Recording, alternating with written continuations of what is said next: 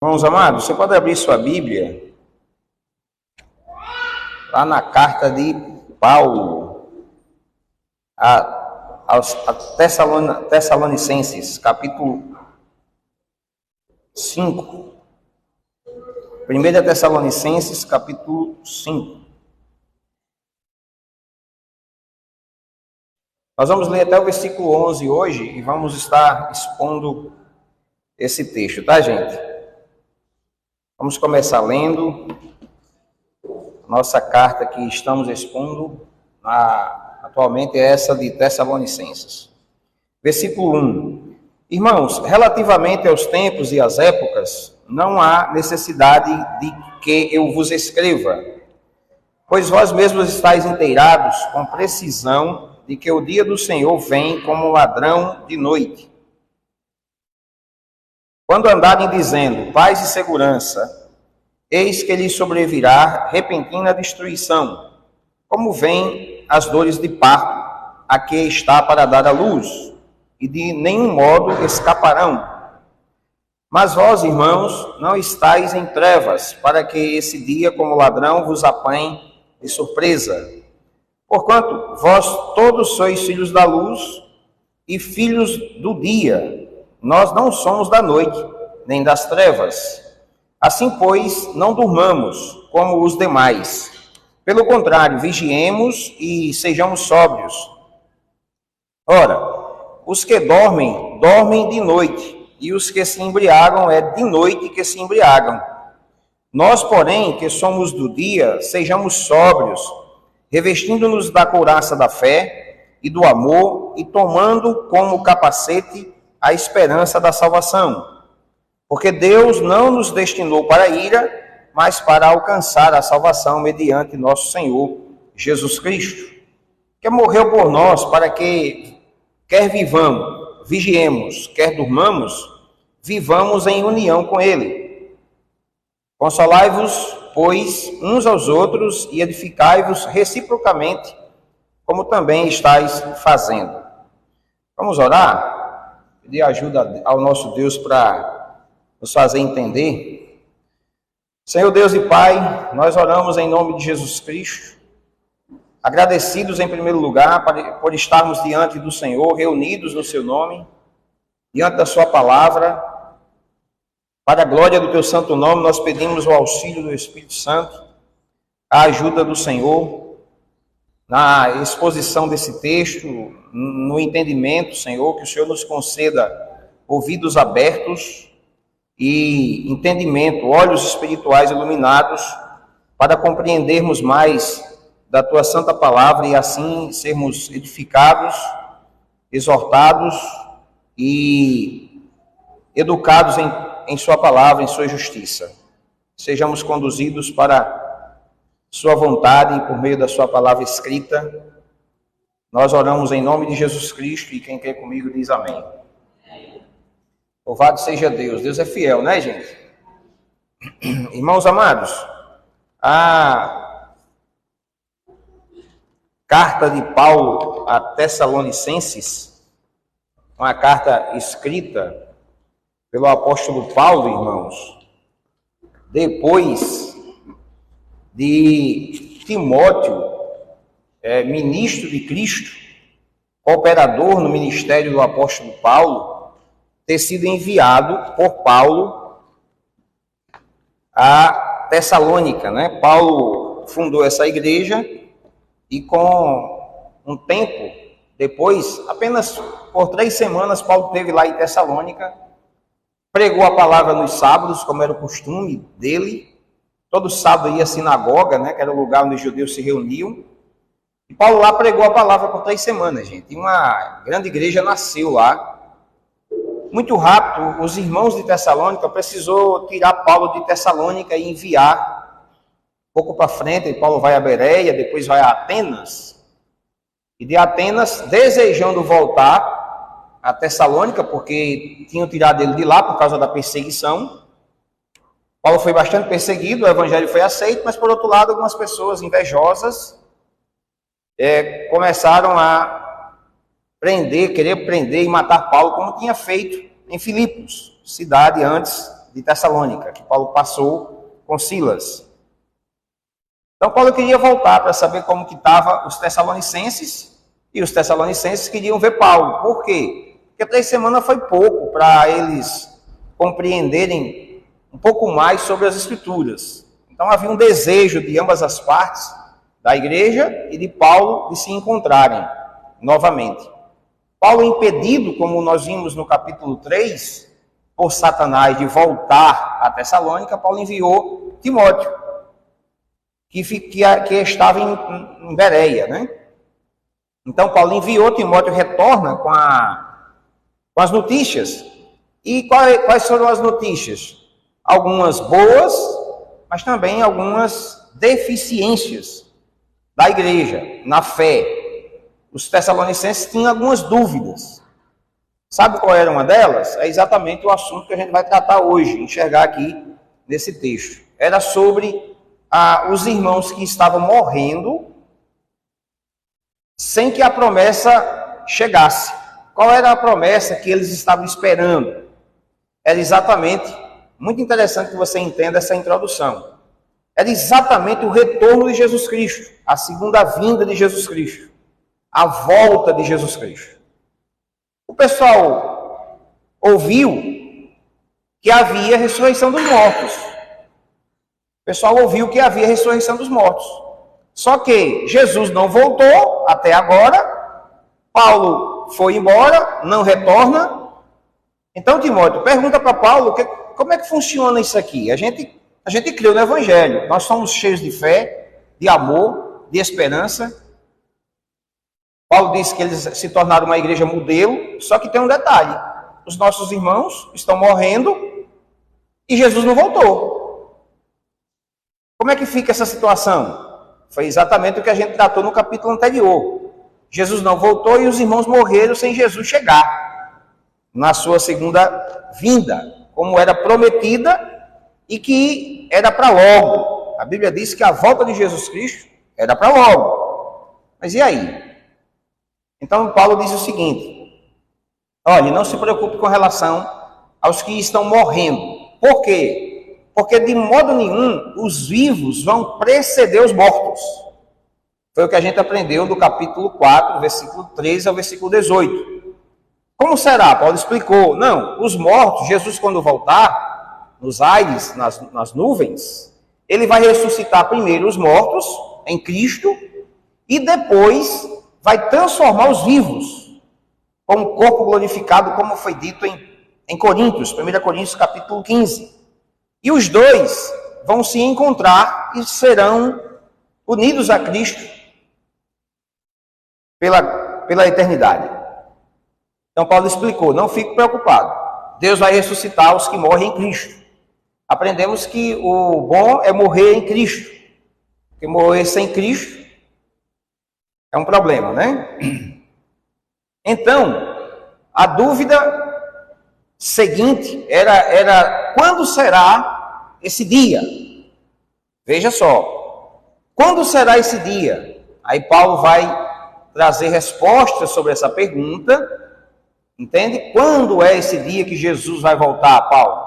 É a outra pergunta, Paulo então vai responder sobre isso. E é importante que a gente creia nessas verdades, porque é uma verdade também perseguida. É pouco falada, né? Que verdade? A verdade sobre Jesus vai voltar. É uma verdade também que é questionada por muitos. Entendeu? O que é que eles dizem? Alguns dizem que ele já voltou, Jesus já voltou, ele não vai voltar mais. Aí Paulo diz, não, ele vai voltar sim. Ele vai voltar. E aí, além de dizer que ele vai reafirmar que ele vai voltar, ele ainda diz o seguinte: como que eu e você deve viver nessa espera por esse dia. E é o que a gente vai aprender no capítulo 5, na primeira mensagem de hoje, e na próxima mensagem é como viver esperando a segunda vinda de Jesus Cristo. Porque ele vai voltar.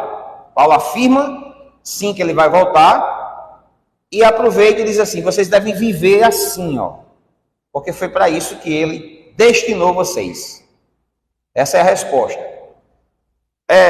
Para facilitar a compreensão, eu quero lembrar você de alguns textos que falam dessa volta, para que fique primeiro claro de que Jesus vai voltar. Você sabia que a igreja esquece muito isso? Ouve muito pouco sobre isso? E além disso, ainda há quem tente combater essa doutrina de que Jesus não vai voltar. Basta já ouvir pouco, saber pouco sobre isso. Por isso Paulo começou esse assunto dizendo assim: não queremos, irmãos... Está tudo bem aí, seu Francisco? É importante que a gente mantenha um certo...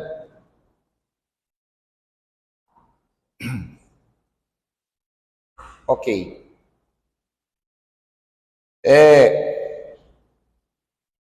Há uma verdade, irmãos, que também é perseguida. Então eu quero que você veja alguns versículos, algumas passagens bíblicas que falam do assunto, para que primeiro você tenha firmeza no assunto, entende? Clareza. Paulo disse assim, veja só, eu vou pedir para o irmão aqui colocar, ser rápido no endereço.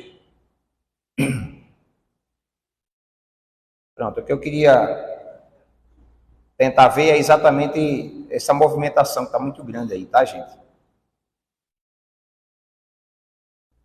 Para ajudar. Então vamos lá. Veja como Paulo começou sobre o assunto. Versículo 13 do capítulo 4, Paulo disse assim: não queremos, irmãos, que sejais ignorantes acerca dos que dormem. Paulo disse isso. Versículo 18, Paulo disse assim: consolai-vos, pois, uns aos outros com estas palavras. Versículo 11 do capítulo 5, veja aí, Paulo repete a mesma coisa: consolai-vos, pois, uns aos outros e edificai-vos uns aos outros reciprocamente. Entende? Essa mensagem, ela tem uma importância muito grande para a igreja. É necessário que a igreja saiba, primeiro, seja consolada com ela, segundo, não seja ignorante acerca dela. É muito necessário que a igreja saiba. Por quê? Porque sem essa palavra, sem essa doutrina, sem essa certeza, sem essa convicção, você viverá uma vida de temores acerca dos que morrem, como será o futuro, entende? E se você tiver ciência da doutrina, se você for consolado com essa palavra, conhecer essa palavra, você vai ser muito abençoado no sentido de convicções, de certeza de fé, de amor, de esperança. Então fique atento em nome de Jesus Cristo. O que eu quero falar é sobre o que a Bíblia diz sobre essa vinda. Por exemplo, Lucas, em Atos capítulo 1, registrou sobre esse assunto. Vamos lá, Atos capítulo 1, veja comigo, Atos capítulo 1, versículo 1. Olha só o que o autor diz. Aqui está registrado sobre o tempo que Jesus ressuscitou e antes de subir aos céus.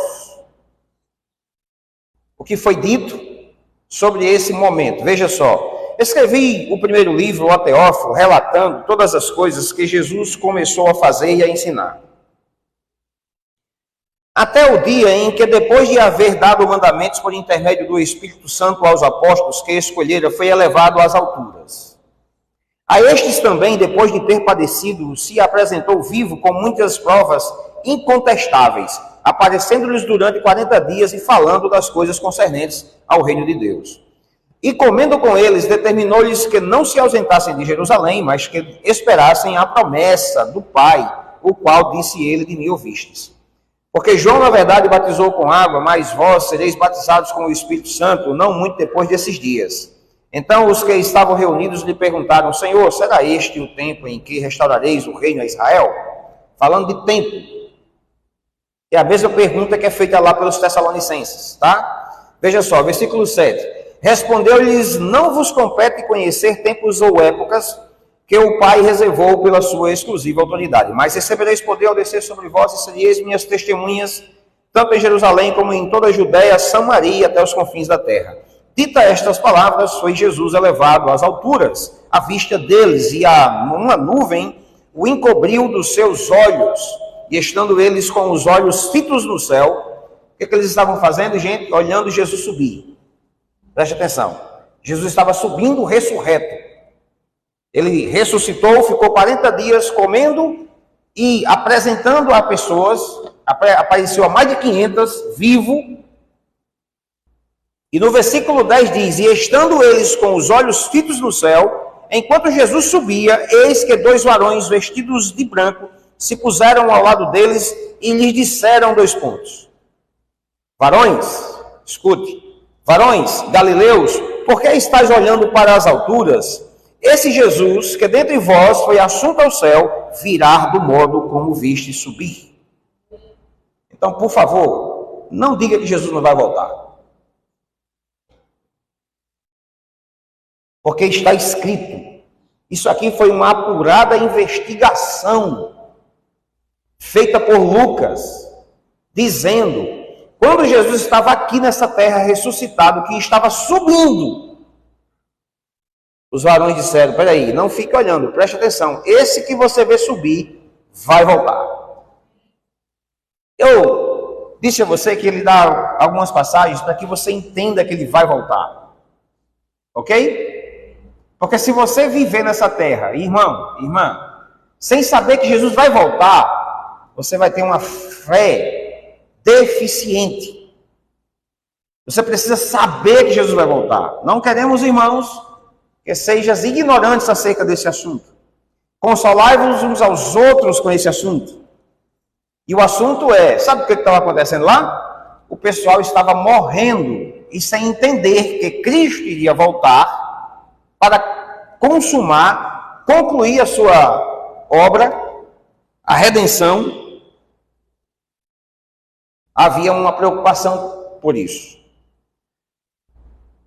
2 Pedro, capítulo 3 de 2 Pedro, o assunto era o mesmo. Veja só o que diz o versículo 1, 2 Pedro, capítulo 3. Amados, esta é agora a segunda epístola que vos escrevo. Em ambas procuro despertar com lembranças a vossa mente esclarecida, para que vos recordeis das palavras que anteriormente foram ditas pelos santos profetas, bem como do mandamento do Senhor e Salvador, ensinado pelos vossos apóstolos. Tendo em conta, antes de tudo, que nos últimos dias virão escarnecedores, com os seus escárnios, andando segundo as suas próprias paixões, e dizendo, onde está a promessa da sua vinda? O que é que vai surgir e dizendo o quê? Escarnecedores, homens ímpios, falsos, ignorantes acerca da vinda de Jesus Cristo, dizendo, aonde é que está? Ele não disse que ia voltar? A Bíblia não disse que ia voltar? Cadê? Então, vem, porque desde que os pais dormiram, todas as coisas permanecem como desde o princípio da criação. Eles estão dizendo, ele não vai vir, nada mudou. Pedro então continua explicando o versículo 7 sobre esse assunto. Ora, os céus que agora existem e a terra, pela mesma palavra, têm sido entesourados para o fogo, estando reservados para o dia do juízo e destruição dos homens ímpios. É importante você saber que quando Jesus voltar, os homens ímpios serão destruídos. Entende? Não é só glorificar a igreja, transformar os eleitos, ressuscitar os mortos. Não, gente, haverá uma destruição. É necessário que você entenda essa introdução. Versículo 8. Há todavia uma coisa, ó amados, que não deveis esquecer, porque o problema, a pergunta era sobre tempo. Quando, Paulo, vai ser isso? Você não pode esquecer isso. O que você não pode esquecer? Para o Senhor, um dia é como 1000 anos e 1000 anos é como um dia. Ou seja, o tempo de Deus é diferente do nosso tempo. Entende? O que nós precisamos saber é que ele vai voltar. Olha o que diz o versículo 9: não retarda o Senhor a sua promessa, como alguns a julga demorada. Por você pensar que está demorando, nós pensamos que Deus está retardando, né? Demorando, mas preste atenção. Como alguns a julga demorada, pelo contrário, sabe o que é? Ele é longânimo para convosco, não querendo que nenhum pereça, senão que todos cheguem ao arrependimento. Então não é uma questão, irmãos, de que ele está demorando. Deus está aguardando que todos os seus eleitos se arrependam, porque ele não quer que nenhum se perca. Entende? No dia de hoje, Deus pode voltar amanhã. Por que amanhã? Porque o último eleito, a última ovelha, o último perdido chegou em casa. Ele está aguardando, mas ele vai voltar. Apocalipse, capítulo 22, último capítulo, versículo 20. E a gente volta ao texto. Vamos lá, Apocalipse, capítulo 22, versículo 20. Olha o que diz. Aquele que dá testemunho destas coisas, é bom, versículo 19, para que a gente entenda que não tem como mexer nas escrituras. Não pode mexer nela. Não adianta, irmãos. Está escrito. Precisamos acreditar como está escrito. Versículo 19. E se alguém tirar qualquer coisa das palavras do livro, desta profecia, Deus tirará a sua parte da árvore da vida, da cidade santa e das coisas que se acham escritas neste livro. Quer dizer que tem uma cidade santa aí, né? Aquele que dá testemunho destas coisas diz, certamente vem. Certamente vem, sem demora. Jesus vai voltar e não demora. Era exatamente assim que eles aprenderam. A gente vai voltar para o texto e você vai perceber que os tessalonicenses já haviam aprendido sobre esse assunto. E o que os tessalonicenses ouviram, sabe o que é? Paulo disse assim, ele vem, ele vai voltar e não vai demorar. O problema é que o homem e o escarnecedor, ele distorce o que é dito, o que está escrito. Esquece, entende? Vamos voltar ao texto. E agora eu acredito que a gente vai ter uma mente mais aberta para entender o assunto. Que assunto é o que vamos estudar? Jesus vai voltar e como nós devemos viver. Vamos lá, versículo 1. Irmãos, relativamente aos tempos e às épocas, não há necessidade que eu vos escreva. É uma pergunta que os tessalonicenses fazem para Timóteo, que traz para Paulo, e Paulo responde por carta. Versículo 2. Pois vós mesmos estáis inteirados, com precisão, de que o dia do Senhor vem como ladrão de noite.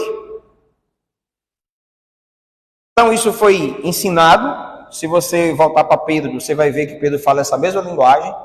Isso foi ensinado pelos apóstolos e por Jesus Cristo, que esse dia, o dia do Senhor, será como um ladrão. Vocês já foram inteirados disso? Alguém aqui já foi roubado, assaltado? Quem já foi? Um, irmã. Dois. Coisa de grandes centros. Apesar de que a minha esposa, Maílde Lohane, saiu da célula de oração, desceu aqui, 2 sujeitos de moto assaltaram elas de mão armada. Pergunta para ela se ele avisou. O ladrão não avisa que vai chegar. Pelo contrário, ele pega você de surpresa. Paulo está respondendo, dizendo, olha, é como ladrão. Se é como ladrão, para que você não fique pego de surpresa, preste atenção. Fique atento. Viva como tal. Ou seja, como tal como? Como que ciente de que Jesus vai voltar. E vai voltar para a destruição. Para dia do juízo. E para recolher os seus. Concluir a obra que começou no seu povo.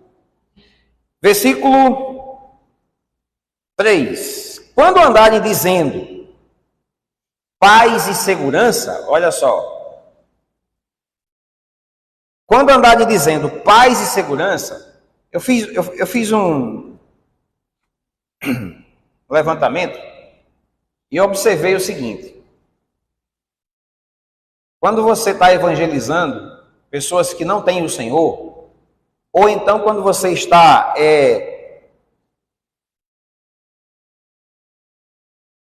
conversando com pessoas desigrejadas, por exemplo, eu não acredito que uma pessoa desigrejada, ela esteja bem.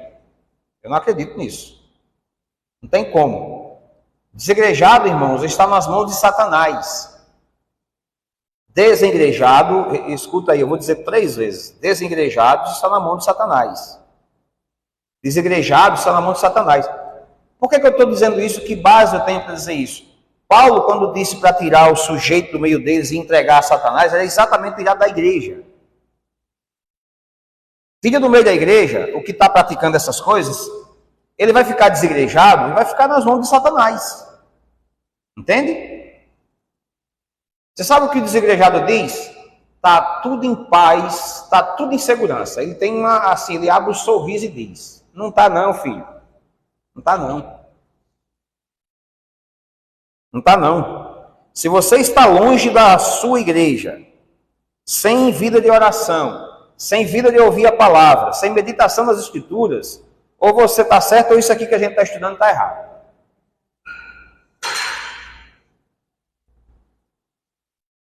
Ou você está certo, ou a Bíblia está errada.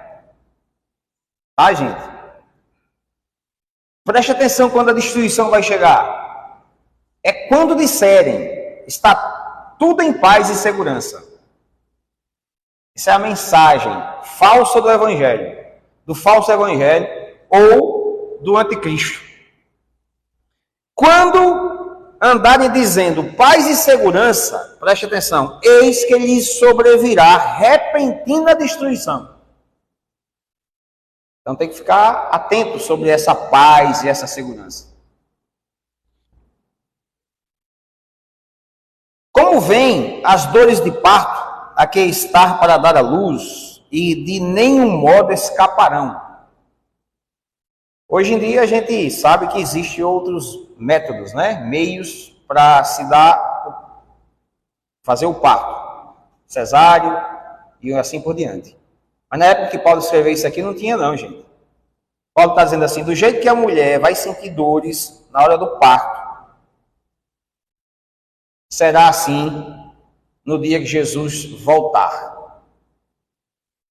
Vai haver uma repentina destruição. Por quê? Porque a ira de Deus, porque a ira de Deus, ela permanece. A ira de Deus permanece sobre os que não creem, gente. A Bíblia diz em João capítulo 3, versículo 36. Vamos ver? João capítulo 3, versículo 36, diz assim: por isso, quem crê no Filho tem a vida eterna. O que todavia se mantém rebelde contra o Filho não verá a vida, mas sobre ele permanece a ira de Deus. Jesus vai voltar para o dia do juízo, para julgar vivos e mortos, e vai haver uma repentina destruição. Ele vai voltar. E essa destruição, irmãos, será exatamente sobre tudo aquilo que rejeitou Jesus Cristo, que não creu em Jesus Cristo, que não espera por Jesus Cristo. Entende? Volta para lá. Versículo 4 agora, né?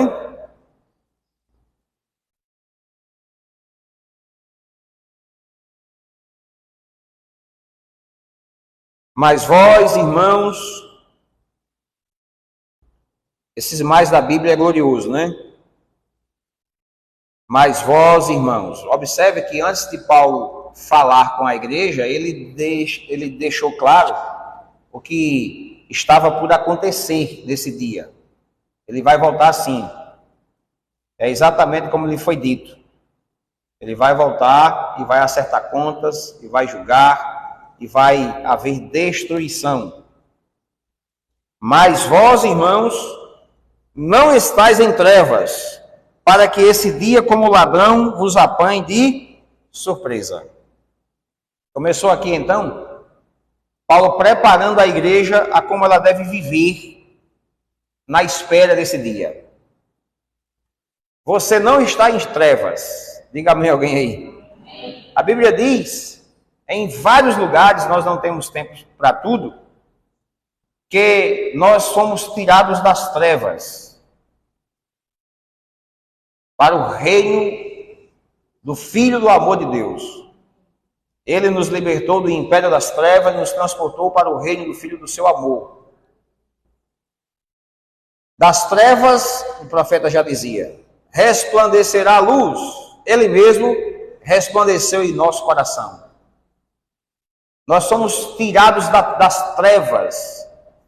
Vamos ao versículo 19 do Evangelho de João e observe aí o que diz. O julgamento é este, que a luz, Jesus, veio ao mundo e os homens amaram mais as trevas do que a luz, porque as suas obras eram más. Pois todo aquele que pratica o mal aborrece a luz e não se chega para a luz, a fim de não serem arguidos pelas suas obras. 21. Quem pratica a verdade aproxima-se da luz, a fim de que as suas obras sejam manifestas, porque feitas em Deus. Então, nós não somos das trevas. Versículo 5. Porquanto vós todos sois filhos da luz e filhos do dia, nós não somos da noite nem das trevas.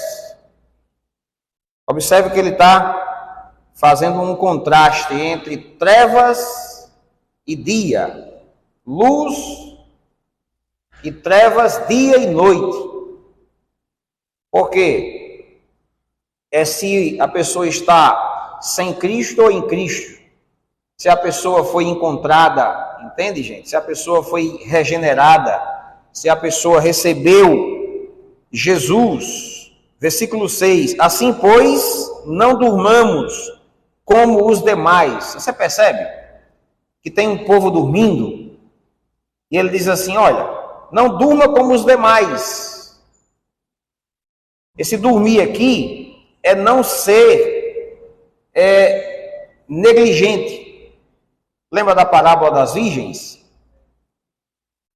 Que 5 tinha azeite, comprou azeite, e 5 não tinha. As prudentes e as insensatas. O não dormir aqui é se você sabe, conhece, espera Jesus Cristo. Se você sabe que você não é mais trevas nem noite, sim dia, luz. Não durmamos, mas sejamos sóbrios, atento, informado. Pergunto para você, como é que você está esperando a vinda de Jesus? Como é que você está vivendo, entendeu? É isso que Paulo está dizendo. Como é que você está vivendo a vida aí de quem saiu das trevas para a luz? Como é que está você que saiu da noite para o dia, está vivendo agora? Está dormindo, Está desatento? Você não está informado? Você não está ligado aí de que ele vai voltar? Entende, gente? Você está ligado? 7. Ora, os que dormem, dormem de noite, e os que se embriagam, é de noite que se embriagam. Se eu ando nas trevas, se eu ando na noite, né? A gente pode até lembrar aí, uma balada, né? De uma cervejinha, né? Pronto. É de noite que você se embriaga. É nessas trevas que você está, que você dorme. Alô? Os que andam, os que dormem, dormem de noite. Ou seja, você continua nas trevas, cego. E os que se embriagam, é de noite que se embriagam. Sabe o que é isso? Você não sabe quem é Jesus. Você não sabe que Deus enviou o seu Filho. Você não sabe que Jesus morreu por você. Você não sabe, por isso que você dorme. Por isso que você se embriaga com o pecado. Por quê? Porque você não sabe, você não está sóbrio. Olha o nós, olha o mas, olha o nós, porém. Não, a gente precisa ser bem sincero com o texto. Ele está separando, eu não posso, você não pode ficar com raiva de mim. Ele está separando. Tem quem durma, tem que se embriague. Tem quem está na treva e tem quem está na luz. Tem quem está de dia e tem quem está de noite. Como é que você quer que eu enfeite a mensagem aqui? Para agradar você? Pelo contrário, eu vou ferir você com a palavra. Para quê? Para que você se arrependa. De quê? Das trevas, da noite, da insensatez, da cegueira espiritual, de não entender que Jesus veio e virá, de não reconhecer Jesus. Nós, porém, que somos do dia, sejamos sóbrios. Sóbrios, irmãos, sensato, longe das trevas, longe da noite, longe do dormir. Dormir aqui não é morrer, diferente lá do capítulo anterior. Dormir aqui é ficar desligado. Parece que nunca leu Bíblia na vida. Nunca ouviu falar de Jesus. Vive uma vida que parece que nunca ouviu falar do Evangelho. Não tem vida de quem está na luz. Por isso que ele está dizendo, seja sóbrio. Acorda, tu que dormes. Levanta-te dentre os mortos, e Cristo te iluminará. Nós, porém, que somos do dia, sejamos sóbrios. E o que é que tem que ser feito? Revestindo-nos de novo. Por 3 vezes nessa carta, Paulo diz, revestindo-nos da couraça da fé. Tá? Fé, a única coisa que agrada a Deus. Fé, que vem de ouvir e ouvir as Escrituras. Agora eu pergunto para vocês, gente. A palavra, quando ela é aplicada, ela, verdadeiramente, ela fala com a gente. Se eu tenho que me revestir da fé e ela vem pelo ouvir, eu pergunto para você, meu irmão, meu querido, abençoado, abençoada. Como está a qualidade do seu ouvir? Quanto que você ouve? Quanto que você sabe de Jesus? O que é que você conhece de Jesus Cristo? Qual o tempo que você tem com Ele? Quantas vezes você leu a palavra essa semana? Porque ele está dizendo assim, se revista, ser sóbrio é estar revestidos da fé. Entende? E se é revestido da fé, e se a fé vem da palavra, eu preciso conhecê-la, eu preciso ouvi-la. Entende? Eu preciso manusear a gente, eu preciso dela, eu preciso ouvir ela. É ser sóbrio, é estar revestidos da fé. Couraça da fé, uma arma que defende. Isso é uma linguagem de guerra, de soldado que usa uma couraça para se defender do inimigo. Você entendeu? Então você pega a sua Bíblia, irmãos, e leia, pelo amor de Deus. Pega a palavra e ouça. Por isso que eu estava inquieto com o movimento. Não dá para ter movimento em culto. Por favor, gente. Nós estamos aqui nos dedicados a ouvir, porque eu tenho que me revestir da couraça da fé. E se alguém não colabora com a ordem no culto, para que se haja uma atenção redobrada, para que se ouça com qualidade, se você não ouvir com qualidade, você vai naufragar, entende? Ficar mal. Porque o que eu tenho que estar revestidos é com a fé. Você precisa entender a mensagem, compreender a mensagem.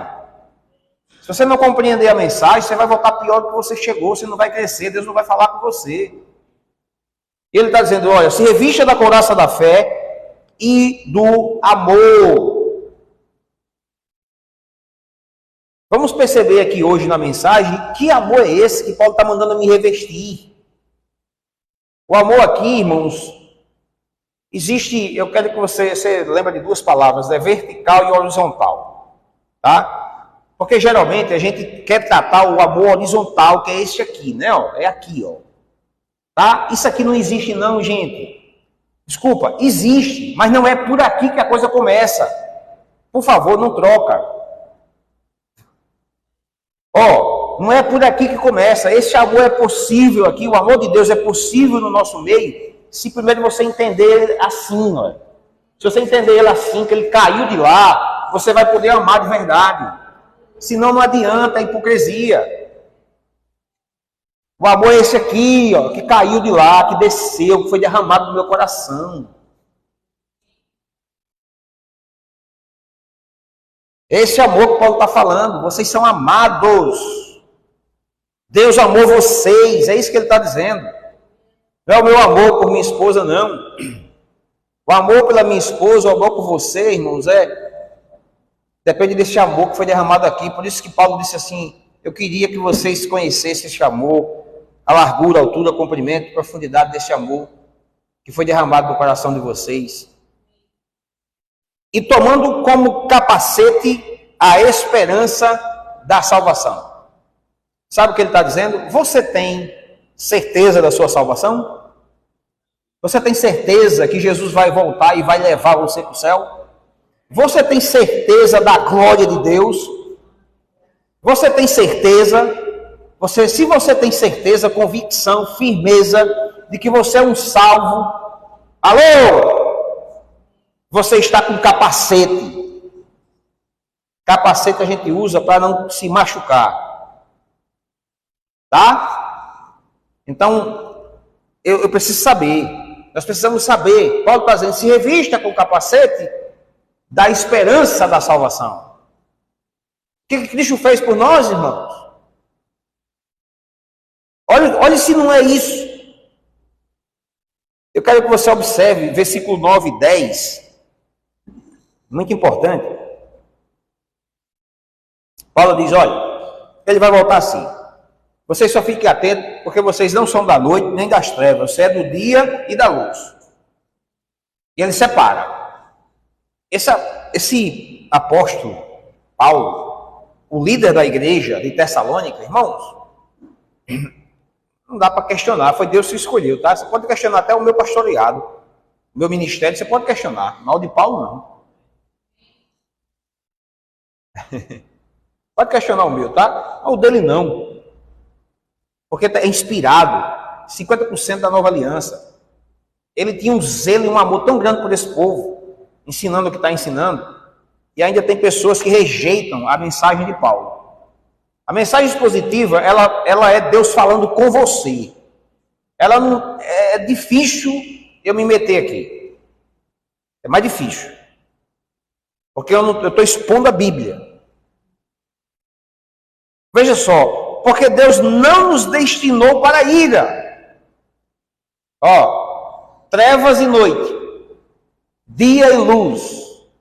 Deus não te destinou para as trevas.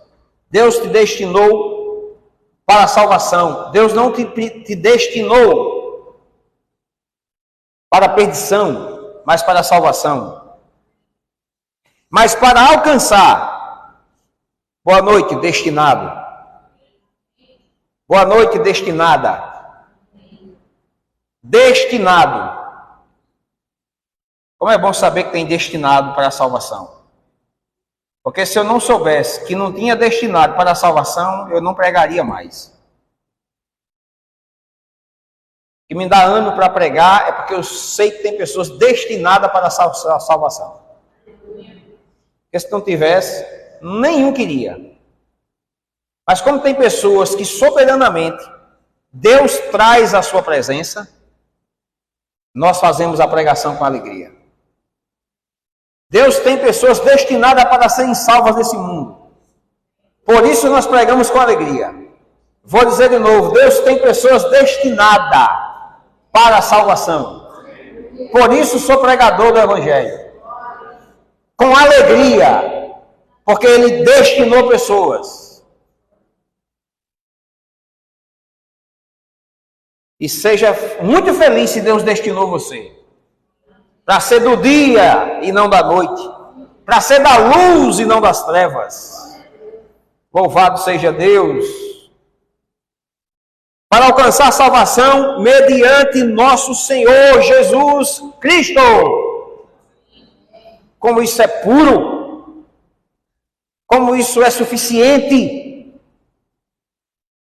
Nós não precisamos de outro intercessor, de outra intervenção, senão apenas a única e soberana intervenção de Deus na humanidade. Entenda em nome de Jesus Cristo. A salvação foi por meio de Jesus Cristo. Versículo 10. Que morreu. Ele está dizendo como que Deus destinou e salvou o seu povo. Como Deus tirou o povo das trevas para a luz. Como Deus tirou o seu povo da noite para o dia. Da embriaguez para a sobriedade. Da cegueira para a verdadeira visão. Enxergar a soberana graça de Deus.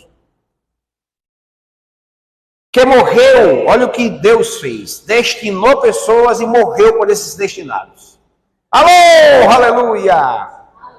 Ele destinou pessoas para serem salvas e morreu por elas. Deus destinou pessoas para serem salvas e morreu por elas.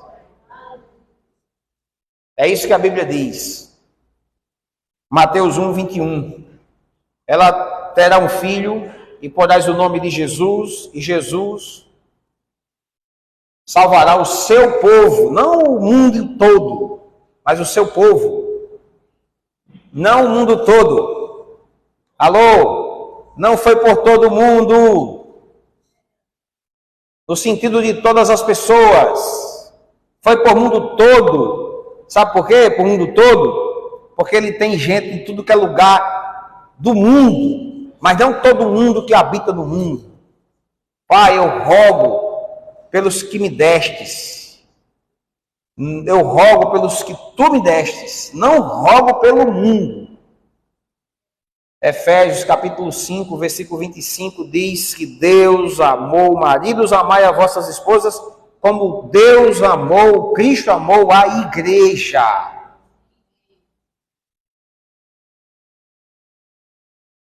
Meu irmão, Cristo morreu, preste atenção.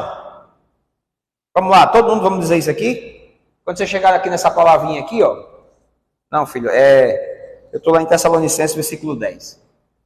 Capítulo 5, versículo 10. Vamos dar uma paradinha para não se empolgar e perder o raciocínio. Versículo 10. Você precisa ler. E se encaixar aqui, ó. Que morreu... Fala comigo. Que morreu por... Vixe, só tem 2 pessoas no culto hoje, hein? Que morreu por... Me ajuda, gente. Que morreu por... Um pouquinho mais. O que morreu por... Você se inclui? Você tem dificuldade de dizer, né? Nós, tem dificuldade? Eita, eu vou te dar outra chance. Você não se encaixa aí, não? Eu sou bem doido, viu, gente? Eu vivo acreditando que isso é comigo. Sou meio... Só pode. Porque eu tenho uma convicção tão grande que se eu me encaixo nesse nós, eu leio assim, sabe, isso é comigo. Só pode. Isso é comigo. É assim que eu enxergo. Quando eu leio a Bíblia, é assim. Eu enxergo assim. Mas, rapaz, já pensou? Não acredito, não é mesmo? Quem morreu por? Oh, aleluia. Quem morreu por? Nós! Tenha vergonha não, rapaz. Creia. Tenha vergonha não, gente. Paulo disse, eu não me envergonho do Evangelho. Porque o Evangelho é o poder de Deus, da salvação de todo aquele que crê. O Evangelho salva. Estou falando da coisa mais preciosa da vida. O que é, pastor? A salvação em Jesus Cristo, que vai voltar para consumar todas as coisas. Estamos falando do passado, do presente e do futuro. Versículo 11, encerrando. Consolai-vos, pois. Receba consolo, gente. Isso é uma palavra de consolo. Por que a palavra de consolo? Porque os dias são maus. Por que a palavra de consolo? Porque Jesus não voltou ainda. É isso. Sabe por que é uma palavra de consolo? Porque ele não voltou ainda para resolver o que ainda falta resolver. Mas ele vai voltar. Lembra? Eu estou certo de que aquele que começou a boa obra em você, há de completar. Entendeu? Ele começou e vai completar. Você estando vivo ou morto, ele vai completar. Se você morreu, ele não chegou, morra feliz. Porque ele disse que vai voltar. Agora, se você não acredita na volta de Jesus, está enrascado. Você vai morrer, já era. Acabou para você. Falar a verdade, não acabou, né? Você vai ressuscitar, você vai voltar e vai para o inferno morrer. Sofrer a vida toda lá, se não crê em Jesus. Porque haverá uma destruição. Haverá um pagamento de preço. Haverá uma destruição.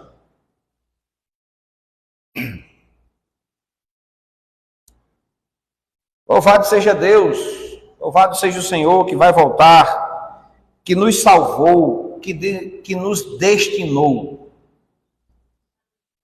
Louvado seja o Senhor. Meus irmãos, o que a gente tira de mais proveito aqui? Apesar de Paulo falar de que a salvação ela é exclusivamente obra de Jesus Cristo, ele falou isso no texto, né? Quando diz que ele nos destinou em Jesus Cristo, o qual morreu por nós. Ele está dizendo, soberanamente, Cristo nos destinou e nos salvou. Tá? Mas, por outro lado, o que você vê no ensino? Além da obra redentora soberana do Altíssimo, você vê, seja sóbrio. Seja sóbrio. Não viva como se estivesse dormindo. Não viva nas trevas e na noite, porque você é do dia. Então, o tempo todo a gente vai ver a soberania de Deus, salvando, destinando. Mas você vai ver Paulo dizendo assim, viva como tal. Viva como tal. Como é que você vai viver então? Vamos lá, encerrando. Aplicações finais. Fé, amor e esperança. Fé, amor e esperança. Todas essas três verdades, concedida por Deus a nós, fé, amor e esperança, eu desenvolvo isso. Eu desenvolvo isso. Versículo 8. Eu vou colocar na NVI, para ver se a gente enxerga aqui. Diz assim, versículo 8, nós, porém, que somos do dia, sejamos sóbrios. O que é isso? Sóbrio é o contrário de embriagado, entendeu? Embriagado, sabe lá o que faz? Se você já foi embriagado alguma vez ou já viu alguém embriagado, por aqui ele vai por acolá. Sai aqui e termina acolá. O embriagado é assim, ele não sabe o que faz. Não sabe o que faz. Ele não sabe o que está fazendo, entende? Paulo disse assim, seja sóbrio. O que você vai fazer, sóbrio? Se vestir da couraça da fé, do amor e o capacete da esperança da salvação. Se vestir. As aplicações finais que eu faço, irmãos, é que você desenvolva a sua fé, tá? Desenvolva esse amor que Deus derramou no seu coração, conhecendo mais e mais. Pastor, como é que eu desenvolvo esse amor? Paulo disse, você colocava de joelho em Efésios, para que nós conhecêssemos o amor de Deus, tá, gente? Que excede, né, todo entendimento. Largura, comprimento. Paulo disse aos Tessalonicenses que esse amor aumente mais e mais. Então, o amor de Deus é conhecido. Nós somos fortalecidos nesse amor quando nós o conhecemos mais, esse amor. Quando ele aumenta mais e mais em nosso meio. É pela meditação nas Escrituras, o capacete da esperança da salvação. Saber, ouvir que Jesus Cristo, nosso Senhor e Salvador, vai voltar a essa terra para consumar a sua obra, né? Apesar de consumada. Bem interessante a gente entender isso. Consumar o que já foi consumado. Por que, pastor? Consumar o que já foi consumado? Porque o que ele disse, fez, fará. E o que não fez ainda, também fará. Porque ele não é homem para que minta, nem filho do homem para que se arrependa. Então, se ele prometeu que vai voltar, ele vai voltar. Se ele prometeu que vai me dar um outro corpo glorificado, incorruptível, imortal, ele vai me dar. É isso que eu estou dizendo. É consumar o que já foi consumado. Ele vai voltar para dizer, ó, lembra que eu comecei, tem algumas coisas para fazer, eu vou fazer. Estou aqui para fazer. O que é? Vamos acertar aqui, vamos separar ovelhas de cabritos. Não é? Criar novo céu e nova terra. Prometi glória para você, ó. Vamos para a glória. Prometi te levar para aonde eu estarei, esteja vós também. Vamos orar e agradecer ao Senhor, gente? Feche seus olhos e vamos agradecer a Deus. Se tem alguém em nosso meio que ainda não recebeu Jesus como Senhor da sua vida, pode entre você agora chamar, convidar Jesus Cristo para entrar no seu coração. Se você escuta, ouve sobre Jesus, não entende, não compreende, peça a Deus agora para te dar conhecimento. Senhor, me faça entender o seu evangelho, me faça entender, compreender sua promessa. Peça a Deus em oração agora. Ilumina os meus olhos, Pai. Chega na minha vida. Me faz ser um crente cheio de esperança, de fé e de amor pelo seu reino, pela sua obra. Agora é hora de você orar ao Senhor e pedir a Deus. Senhor, Deus e Pai, nós pedimos em nome de Jesus Cristo. Senhor, pelo seu Espírito, trabalhando juntamente com a sua palavra, Senhor, produzindo vida, Senhor.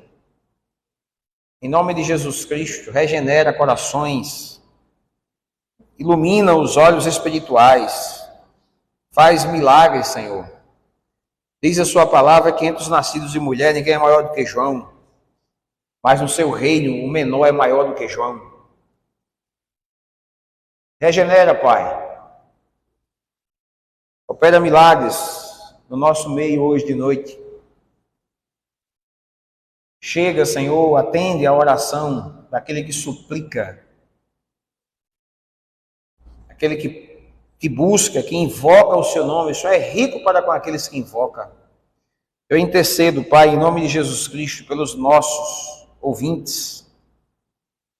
Em nome de Jesus Cristo, Senhor, nós pedimos entendimento, que essa palavra esteja frutificando no coração, na mente dessa igreja, fortalecendo, amadurecendo, Senhor, fazendo ela crescer no entendimento, na compreensão da Tua palavra, do Teu Evangelho. Deus e Pai, nosso clamor é a Ti, Jesus Cristo, o Alfa e o Ômega, o princípio e o fim, soberano Deus, Criador do céu e da terra e sustentador de todas as coisas. Que o seu Espírito, Pai, Espírito Santo de Deus, esteja operando eficazmente, juntamente com a pregação do seu Evangelho, da Tua palavra, iluminando os olhos, trazendo entendimento, Pai. do reino espiritual, reino inabalável. O seu evangelho, Senhor, é o poder de Deus, é a palavra que não volta vazia, a palavra que frutifica. Oh, Pai, que alegria estar diante dela. A certeza, Senhor, de que ela é infalível, inerrante, poderosa. Ela foi ouvida, Senhor, ela desceu. Nós pedimos o agir do Senhor, Pai, ajuda-nos, para que não seja apenas um sino que badala, mas que seja aplicada, Senhor, em nossos corações e nossa vida, e nos transforme, e renove a nossa mente e nos fortaleça, e que traga sustento físico, emocional, espiritual para a sua igreja, seu povo, seus filhos. Eles sejam fortalecidos no Senhor e na força do seu poder, que cura seja manifesta no nosso corpo, na nossa alma, na nossa mente, sendo renovada, Senhor. Saiamos daqui hoje cheios de fé, de amor e de esperança. No nome precioso de Jesus Cristo. Sua palavra, Senhor, que chegou até nós, que está produzindo, Pai. Nós queremos expressar gratidão, porque ela é suficiente, ela é poderosa, ela sustenta, Senhor. Ela é o Senhor conosco. Louvado seja o teu santo nome, Jesus. Que a sua igreja se alegre, Pai, em nome de Jesus Cristo, para a glória de Deus. Louvado seja o Senhor. Deus é bom, gente? Que Deus maravilhoso, né?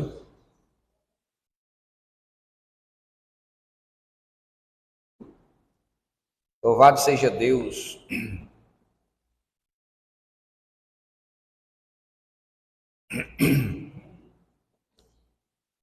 Deus é bom, gente. Louvado seja o Senhor, né? Você pode abrir comigo aí a sua Bíblia?